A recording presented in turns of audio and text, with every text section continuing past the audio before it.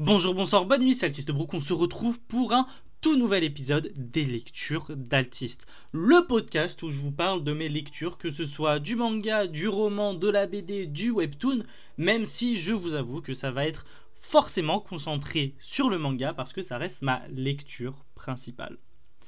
Bon, petit épisode assez spécial parce que c'est le premier épisode où on sort du cadre du manga. Bon, bien sûr, on a parlé du roman de Mashle, mais ça reste quand même très lié au manga.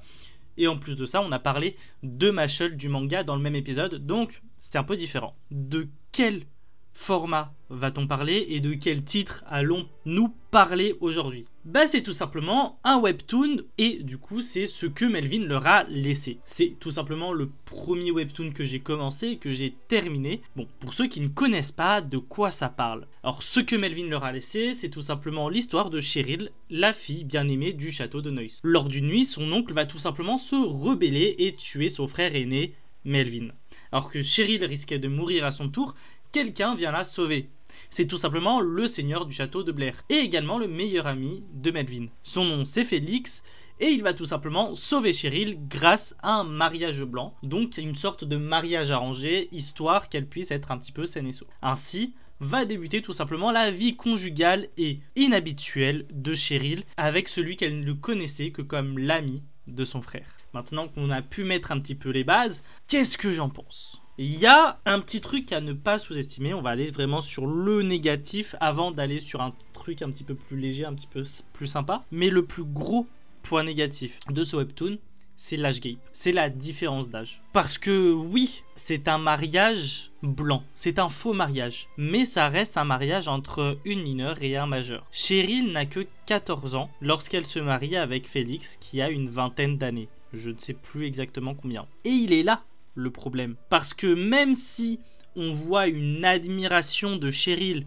envers Félix, cette admiration est parfois beaucoup trop ambiguë avec ses sentiments amoureux. Et oui, il est là le problème. Parce que même si elle assume pleinement ses sentiments seulement lorsqu'elle est majeure, il y a vraiment ce côté beaucoup trop ambigu pendant qu'elle est mineure. Parfois on voit de l'admiration, parfois on voit des sentiments amoureux, parfois on voit les deux. Donc oui, c'est le plus gros point négatif, le plus gros point faible de cette histoire. Maintenant, allons sur le positif qui bien sûr n'efface pas toute cette différence d'âge. Rappelons-le, Cheryl n'a que 14 ans. Et ça reste une histoire de vengeance malgré tout. Donc elle va justement chercher à être indépendante. Mais à 14 ans, tu es très dépendante et notamment de celui envers qui tu es mariée, donc de Félix. Or oui, elle va chercher à s'émanciper et avec le temps, c'est ce qui va arriver.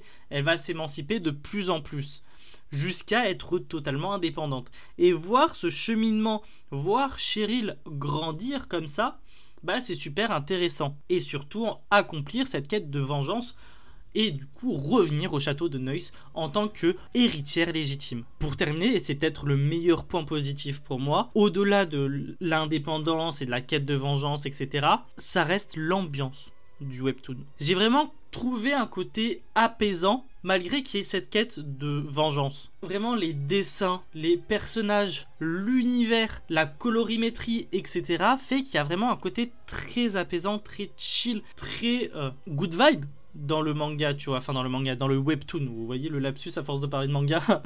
Donc ouais, pour moi ça a été vraiment le côté positif du webtoon qui a vraiment été le plus important selon moi. Bien sûr, encore une fois, l'âge gap n'est pas à oublier et ça reste le point le plus important de ce webtoon.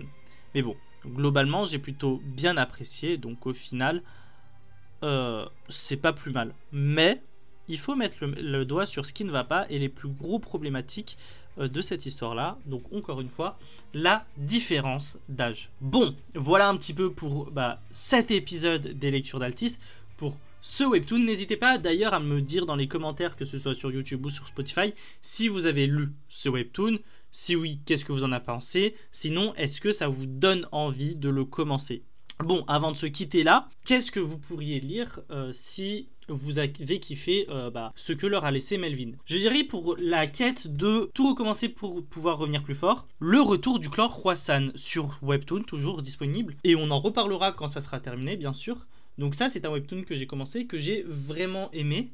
où on a vraiment cette quête de tout est perdu et on va devoir revenir au meilleur de notre forme. Donc déjà il y a ça qui est plutôt pas mal. Pour le mariage arrangé, je pense à Criminal Fiançailles. Alors je n'ai pas lu le manga, mais j'en ai entendu beaucoup de bien et je crois que c'est une histoire de mariage arrangé entre Yakuza, etc. Donc pourquoi pas essayer, je vous le conseille. Et vous me direz ce que vous en pensez.